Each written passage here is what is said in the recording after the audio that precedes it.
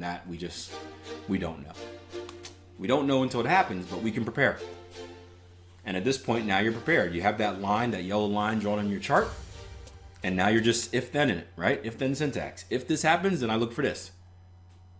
And you're cool, calm, and collect. You know exactly what to do.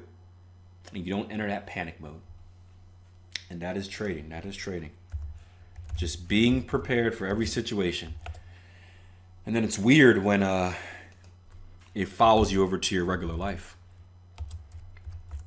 Again, I did an interview with a lady from the Philippines the other day, and she's she's a productivity coach. So we got all deep about does trading affect your life, or does life affect your trading and characteristics and stuff like that. And, it made me kind of think, because I've done a lot of interviews, and rarely do I get, usually people are just like, what, strategy, all this stuff. This was kind of a cool question. And I just thought about my characteristics of a person. And I'm a very paranoid person. Maybe paranoid is the wrong word. I'm very cautious and aware. Part of that has to do with the environment I grew up in, where if you're not cautious and aware, then you may end up being a victim. But something I always do is, like, whenever I go, and I know Darren does this as well, so does Jason, Jason Stapleton. Whenever I go into a room, what do you think the first thing I do when I go into a room is? I say Jason Stapleton because he's military, ex-military, not always military, I guess. Yeah, I assess the situation. Yeah, I look for exits. I'm very specific with where I sit. If you ever have a chance to have a meal with me, partially claustrophobic as well, but I'm very specific with where I sit. I'm very specific with my chair, where my back is. I'm very specific with finding open paths to the nearest exit. And again, many look at it like it's crazy. I think it's better to be prepared. Right? But everything is assessed in advance. And in my mind, I'm already rehearsing, like, okay, if something were to happen, this is how I would handle it. Which kid do I grab first? Right? All this stuff. And I think about that now in my trading. It's the same thing as what we do in the markets, right?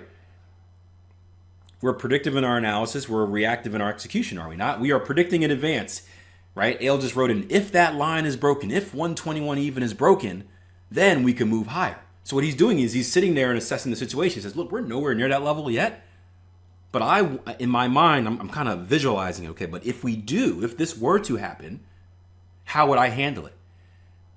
And then in real life, God forbid, nothing happens, right? And 9 times out of 10, it doesn't. I guess 9 times out of 10 in trading, it doesn't happen either. But for that one chance that it does happen, guess who's ready?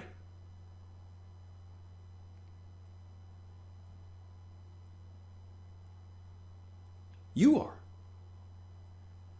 And that's really what trading is, right? Trading is we consistently come into the market every day.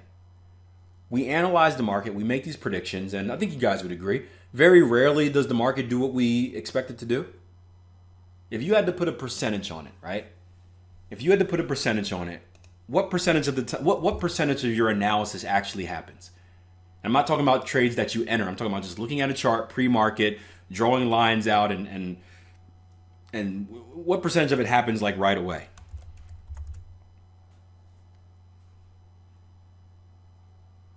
How many times are you taking orders off the board like, oh, well, that didn't happen? A pretty good percentage, right? Most of our predictions don't happen. And this is where the internet weirdos go crazy, right? I can't tell you how many times. This is one of the reasons I stopped posting on TradingView. One is time, but I just got sick of the internet idiots. Whereas like you're sharing an advanced idea on the daily chart. And like you're like, okay, if we move up 100 pips, here's what I think will happen. And the market goes down. You get the idiot that comes in, hey, looks like you're wrong again. And you got to explain to him like, well, I'm not wrong. I never took a trade. I was just predicting like if this level was broken, then this is what I would look for. But the market didn't go that way. Yeah, it didn't. So I just never took the trade. But you were wrong. Okay, like I didn't, and you waste time doing that, right? But the difference between successful traders and struggling traders is successful traders are always prepared. We are always prepared for the moment. We know what we want. We know where we want it at. We know what we need to happen. And in that off chance that it does happen, boom, we're prepared and we can take advantage of it. Where the struggling traders, they're not prepared. And because they're not prepared, either they go into a panic mode, they enter some type of emotional decision. They're late to a trade, they mess up, and they end up getting in trouble for it. That's how the process works. It's a very patient process, especially if you're a swing trader. Very patient process. But if you're prepared, you'll be able to take advantages of the very limited opportunities that the market gives you.